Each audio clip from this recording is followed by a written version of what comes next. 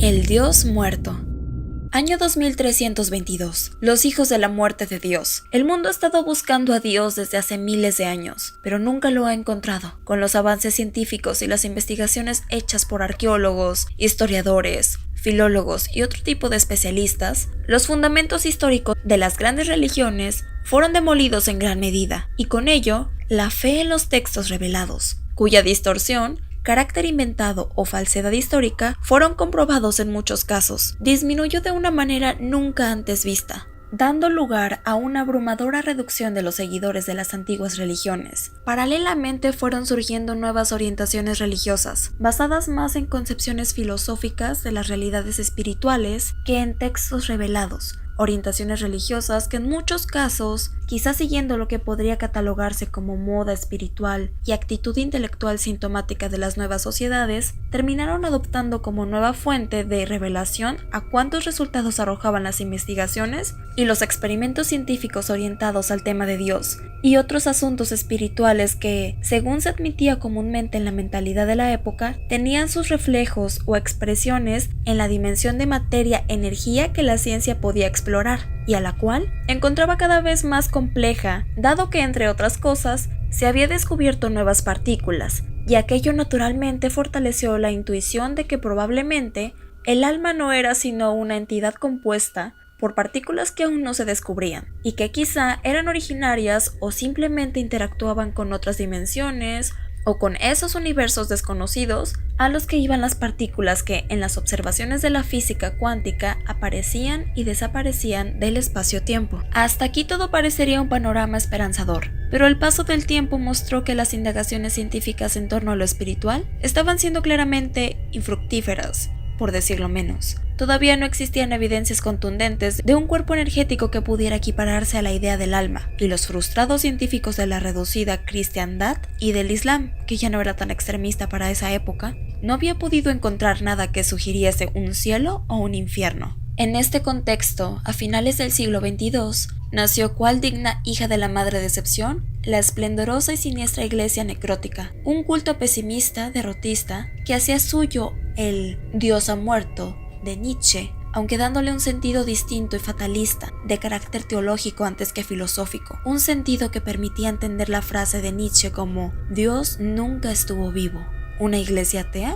No exactamente, ya que una de las creencias fundamentales de la iglesia necrótica era que en general los individuos tenían, cual si fuese algo codificado en su condición humana, la necesidad de tener un Dios al cual adorar, necesidad que debía satisfacerse a toda costa, contra viento y marea, incluso si eso conllevaba hacer lo que este nuevo culto había hecho, adorar a un Dios que, de alguna, o algunas para ser más preciso, manera, estaba muerto. La iglesia necrótica creció a una velocidad alarmante en los 40 años que surgieron a su fundación, y no se diga después, ya que en el 2280, el 95% de las sociedades occidentales pertenecían a esta iglesia, y en Oriente, que ya admitían la libertad religiosa en la práctica y no solo en teoría. Sus afiliados eran casi el 50%, frente a un Islam y un hinduismo cada vez más famélicos, y un budismo que, a la par que tenía menos seguidores, había sabido acomodarse adecuadamente a los cambios, ya que siempre fue la más filosófica de las religiones antiguas. Quizá una de las cosas que más fuertes hacía la iglesia necrótica era la gran apertura de creencia que dejaba a sus miembros,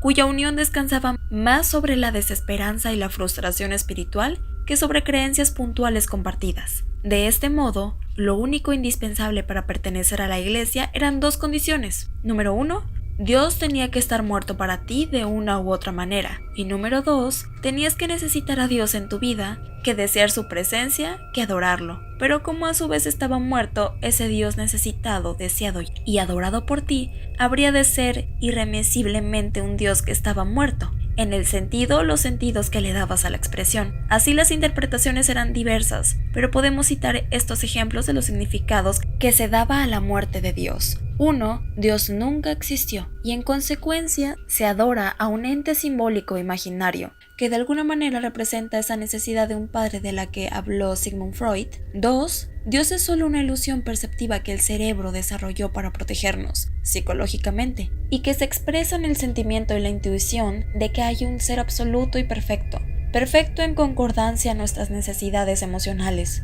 fuera y dentro de nosotros. 3. Dios es solo una forma sutil de energía universal que hemos divinizado porque se vincula a cosas que nos parecen superiores y porque todavía desconocemos cuál es su naturaleza exacta. 4. Dios es el aspecto más profundo de la psique humana y tiene una naturaleza que todavía se desconoce en gran parte y a la vez es de tal condición que permite fenómenos parapsicológicos y nos une a todos nosotros energéticamente, por lo cual induce la ilusión perceptiva de que constituye otro dentro de nosotros, siendo que a su vez extrapolamos de ese otro en la realidad exterior, diciendo que Dios está en todas partes. 5. Dios existe, pero no podemos saber cómo es. Está más allá de lo que para nosotros es el bien y el mal, y es ajeno a nosotros. Está ausente, sea porque no quiere interactuar o porque su naturaleza no se lo permite, o hace que aquello le sea indiferente, ya que este Dios no necesariamente tiene sentimientos y no es omnipotente. No es omnisciente en el sentido convencional y no necesariamente está en todas partes, siendo que puede ser llamado Dios solo porque es trascendente y absoluto de algún modo y porque también de una manera que casi seguramente lo excluye de la categoría de persona y por tanto de la posibilidad de ser un Dios, persona, con voluntad, deseo,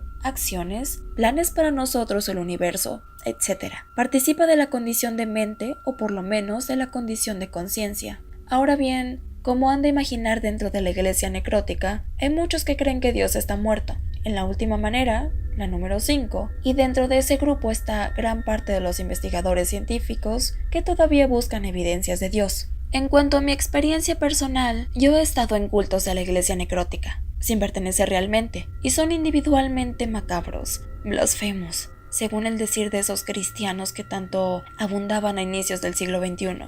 Verán, en todos los templos ordinarios tienen una representación, una escultura, del cadáver de Dios, que es de metal, mide en promedio entre 2 y 3 metros de altura, y está hecha en concordancia con las creencias mayoritarias que tienen los feligreses iniciales del templo en cuestión sobre qué atributos visuales simbolizan mejor al Dios muerto. Entre tanto, en las catedrales se sigue el mismo procedimiento. Las esculturas son vacías por dentro, para ahorrar dinero y representar el vacío inherente a los desarrollos de la idea de Dios en la historia de las religiones convencionales. Mide entre 6 y 7 metros de altura, y además está cubierta por una capa de 2 centímetros de espesor, hecha con una sustancia a base de huesos humanos molidos, de miembros que aceptaron en vida donar sus cadáveres a la iglesia necrótica, y un material descubierto en el año 2105. Bien, estas estatuas de las catedrales son casi siempre horrendas, y en cada misa les rocían baldes de sangre fresca, que siempre tiene que ser de oveja blanca, y que la iglesia necrótica consigue en abundancia porque tiene acuerdos comerciales con los criadores de ovejas,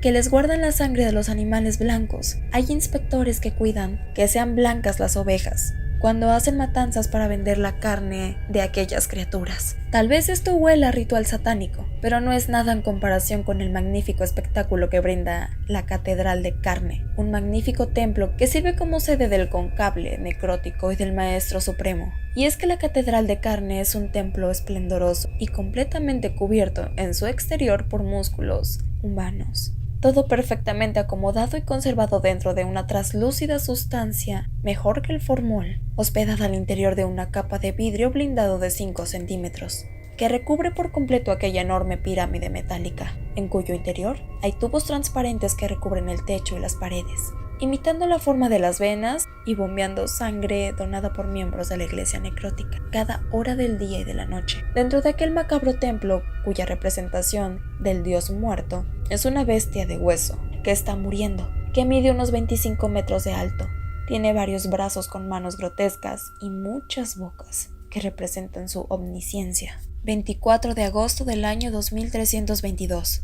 Yo nací cuando ya la Luna y Marte habían sido colonizados. Me formé como científico en diversas ramas, y para el 24 de agosto del 2322 todavía vivía en la Tierra, donde había desarrollado la mayor parte de mi labor investigativa, que giraba principalmente en torno a la pregunta de ¿dónde está Dios? Así, el 24 de agosto de 2322, yo llamé a mi amigo el Dr. Steer, quien era, junto conmigo, una de las pocas personas que se negaban a creer en la muerte de Dios. Buenos días. Ojalá hayas descansado, hermano, le dije saludándolo. Disculpa que vaya al grano. ¿Has estado observando esa línea? ¿Has visto lo irregular que resultan sus patrones para la galaxia en que se encuentra? La verdad es que no he visto nada raro. ¿Qué pasa con esa línea? No estamos solos. No te diré nada más por ahora. Nos vemos en la oficina en 1 hora. Vale, ojalá que sea algo grande. La llamada me hizo sentir una felicidad que no había experimentado en mucho tiempo. Era reconfortante saber que todavía otros científicos creían que Dios vivía y debíamos seguir buscándolo. Y es que no lo he dicho, pero eso de nos vemos en la oficina se refería a la reunión por webcam que yo, Steer y muchos otros científicos habríamos de tener. Era fascinante.